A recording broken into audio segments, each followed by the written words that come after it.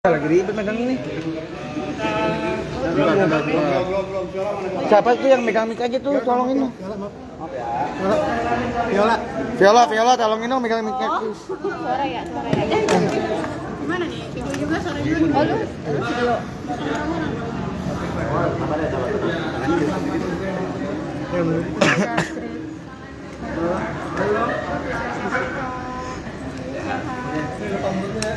Dari aman ya? Oke. Mas ya bisa dijelaskan Mas untuk kedatangannya ke Polres Jakarta Timur pada sore hari ini Mas? Hari ini jadi kedatangan saya ke Polres Jakarta Timur karena tadi ada laporan dari security di kompleks saya bahwa tadi ada seseorang terduga pelaku yang diamankan di dekat rumah saya dan dibawa ke sini. Terus habis itu tadi saya ngecek ternyata ada seorang terduga pelaku, seorang ibu-ibu udah umurnya lebih tua dari saya. Tadi membawa apa sih AC ya, AC yang di dalam rumah tuh indoor AC. Tapi tadi saya ketemu dengar cerita dari teman-teman rekan-rekan polisi di sini juga karena kondisinya ibu ini juga dia pekerjaannya tukang parkir, terus juga cucunya juga bisu, disabilitas, oke. Terus udah gitu juga suaminya juga tukang parkir dan tinggal dengan anaknya dan lucunya ya. Dan tadi saya memutuskan saya mengambil inisiatif untuk saya yang mengajukan restoratif justice. Jadi saya tanya ke pihak polisian apakah bisa ada metode restoratif justice.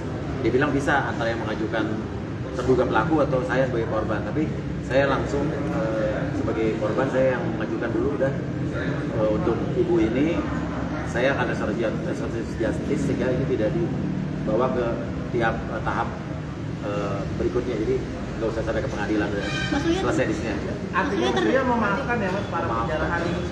Saya bilang udah ikhlas. Tadi ibu itu juga tadi cerita dia nggak maksud apa-apa, cuma datang mau dengar ada lihat rumah saya terus ketemu ada di depan pintu ada AC tergeletak diambil gitu.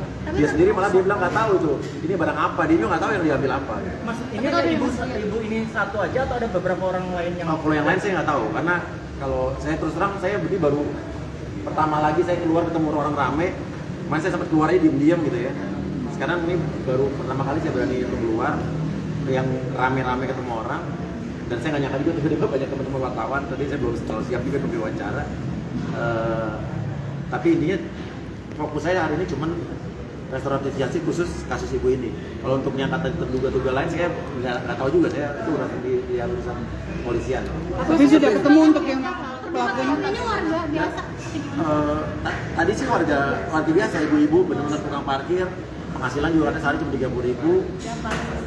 Berarti nggak masuk dalam, maksudnya bukan orang yang masuk dalam aksi demonstrasi itu kan? Ya nggak tahu, pokoknya intinya dia, saya nggak tahu, saya tergerak apa ya, di hati saya tergerak buat saya punya feeling saya maafkan ibu ini itu aja.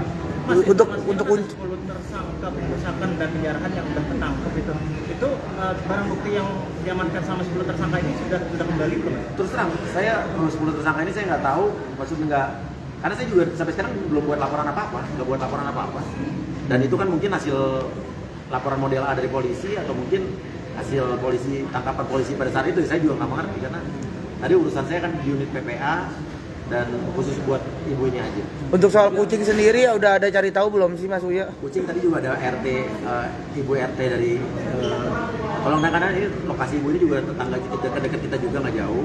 Tadi dihimbau bahwa kalau seperti ada kesadaran dari pihak-pihak pelaku yang mengambil, terutama kucing, foto-foto, surat-surat berharga gitu kan ya, segera bisa dikumpulkan informasi ke RT atau ke RW masing-masing. Dan kalau kucing sekarang saya fokus saya emang urus keluarga saya, mertua saya, ibu saya, karena itu kan tempat tinggal orang tua mertua saya juga di rumah itu juga, dan urus mencari kucing-kucing saya yang hilang. Untuk kondisi mertua Mas Uya itu bagaimana? Mertua ada di tempat yang aman, orang tua saya di tempat yang aman. Cuman bawa 4 baju dan benar-benar di situ kita tidak sempat keluarin apa-apa, cuman bawa 4 baju sama bawa mobil udah.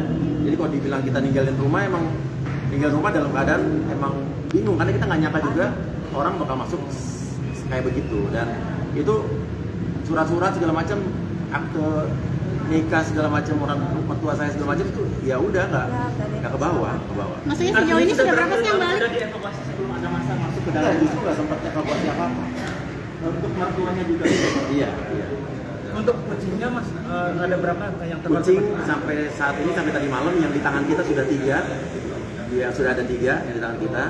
Terus kita mendapatkan informasi lagi beberapa yang ada. Ini tim kita tetap mencari, tapi kalau kita kan carinya emang lebih silent ya, nggak terlalu gimana. Jadi emang ada pihak setelah dia menemukan, hubungin ke IG-nya Tamara Asjikin, ada di share di Instagram saya. Kan informasinya ada yang di Puskes One Iya, Ragunan. Ya, ada juga yang katanya diamankan sama polisi juga ada.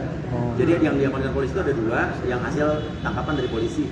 Dan itu ada di Puskes One Ragunan. Iya. Tapi udah diambil belum yang di Ragunan? Ya, Mas Serena masih di shelter, tapi sampai sekarang saya masih belum bisa, tim saya, teman-teman saya masih belum bisa nengok kucingnya. Tapi tadi saya udah komunikasi dengan Serena. Maksudnya ada barang-barang yang kembali nggak sih? Apa? Ada barang-barang yang udah kembali belum? Sampai sekarang saya barang-barang kembali belum ada. Cuma tadi polisi sudah menemukan satu bundel yang isinya ada foto Astrid, ada akta jual beli, tapi kan saya belum lihat tuh akta jual beli apa. Iya, pasti. Iya. Tadi ada satu bundel, ada surat-surat lah tadi, ada surat-surat. Mas Uya udah coba ke rumah ngecek rumah belum Mas Uya? Ngecek belum, saya belum ngecek rumah sama sekali. Itu aja. Atau karena masih takut atau seperti apa untuk belum mengecek? Saya sih terus terang ya, ini kalau boleh jujur ya. Saya waktu masa ke rumah saya tuh sebelum udah ada isu mau ke rumah saya tuh saya udah ikhlas. Terus waktu ibaratnya dilihat video akhirnya tembus, kan warga sekitar tuh menolong, menjaga. Warga tetangga-tetangga saya orang-orang baik, dia menjaga dan menghalangi orang-orang yang masuk, tapi tiba-tiba ada rombongan dari dari luar lebih langsung rangsek, seperti ada provokatornya yang langsung ngasih komando.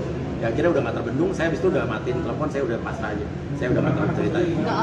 Anak-anak nangis lah, pasti kan di situ ada barang-barang, foto-foto keluarga kita yang gede-gede, yang foto-foto anak-anak masih kecil, foto nikah, itu sih yang sama kucing sih yang pasti kita, ya itu aja. Jadi sempat trauma juga Mas Uya pas penjarahan itu, sempat trauma juga Mas Uya. Sempat nggak mau lihat videonya, nggak mau. Saya baru lihat video penjarahan itu baru kemarin apa hampir 2 hari inilah. Jadi 2 hari kemarin tuh saya belum lihat apa-apa. Terus baru lihat di Instagram tuh baru berselang berapa hari. Karena saya terus terang saya masih ada di safe house, di rumah aman, dan itu aja. Tapi isu keluar negeri benar nggak sih Mas Uya? Isu luar negeri, demi Allah saya nggak keluar negeri. Dan gini aja, please lebih cerdas untuk melihat, jangan tergiring dengan hoax-hoax yang ada di sosial media. Ini saya korban hoax. Ada video-video saya yang lagi joget-joget, ada tulisannya yang gaji 3 juta apa segala macam, itu kan bukan buatan saya. Itu yang menggiring, yang pemanas-manasi orang supaya seolah-olah saya, pokoknya intinya gitu deh.